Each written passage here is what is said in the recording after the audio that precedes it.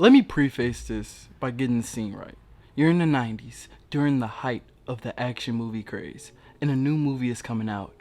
It has one of the greatest martial artists ever, and the guy who made Friday funny.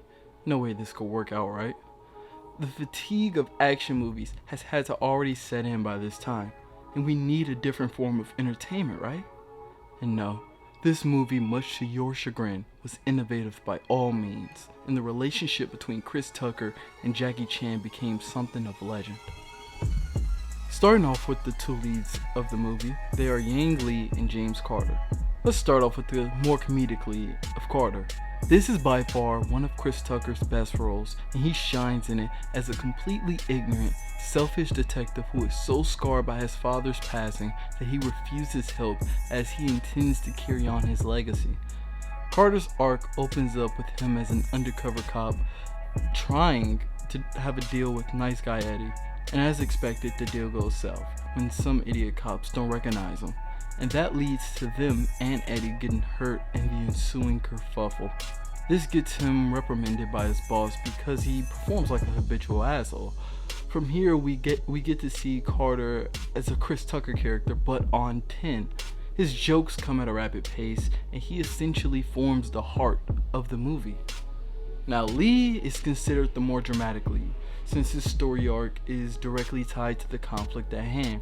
He is the mentor of Soo Young, and a close friend of Consul Han. His story arc starts with him thwarting a possible triad attack on the Consul, and with him giving Soo Young a necklace telling them that he would not be joining them in America. This of course leads to her kidnapping, and Lee travels to America to come save her.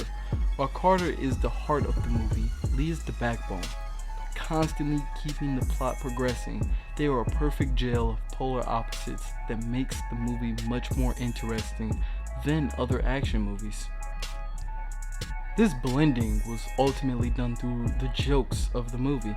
Watching a movie through a 2020 eye may attempt to paint the movie as problematic as possible, but you have to look at it much deeper within that. Carter, the one who says the majority of the problematic jokes, is the voice through which the movie was making a commentary on racial stereotypes and also ignorance. In most cases, we were supposed to laugh at him and not with him. This is where Chris Tucker excelled immensely. It got to the point where even Jackie Chan was able to contribute to the movie's fast-paced jokes with this. What's up, my nigga? What did you just say? What's up, my nigga? Jokes such as these are what help create the feeling that the movie wanted to accomplish. A fish out of water. Lee was in a completely new space trying to save his friends, while Carter was forced to use a partner and his journey of adapting to it while trying to navigate the entire world of LA. These two characters became brothers right before our eyes through their own ignorance and the stereotypes that they had learned about the others. Also, it doesn't hurt when Chris Tucker is spouting elite comedy like this. Hey, look at this!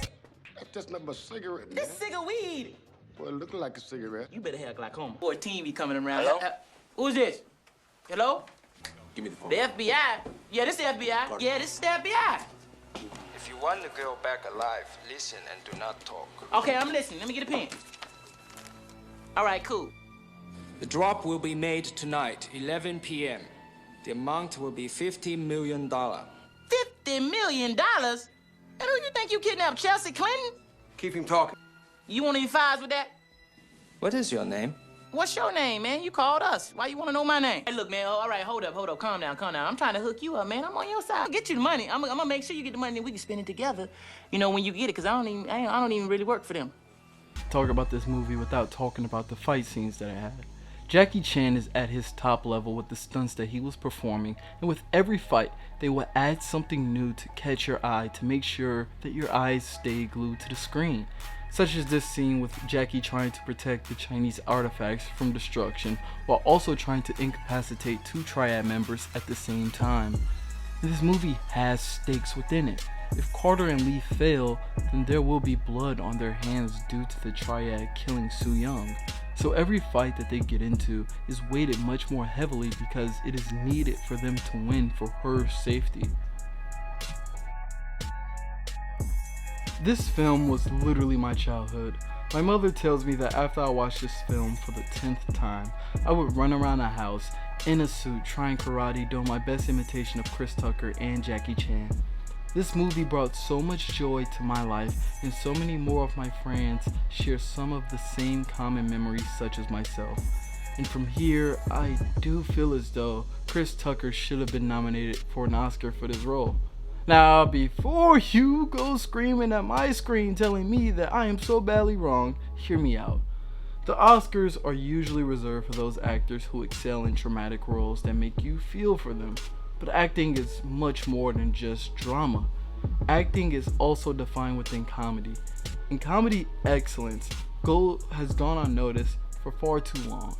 Chris Tucker did an immaculate job of fitting into his character and delivering the laughs that were promised by this movie, and his performance is one of legend. So if you haven't already, go watch Rush Hour, and I hope that you enjoy the masterpiece just as much as I did. Hey, you enjoyed the video?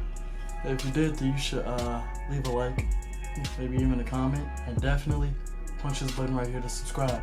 Okay, but don't go nowhere too quick now, because right here and right here, it's going to be 2 videos. 2 of my previous ones. They're going to be just as good, if not even better than what you just saw. Have a good one.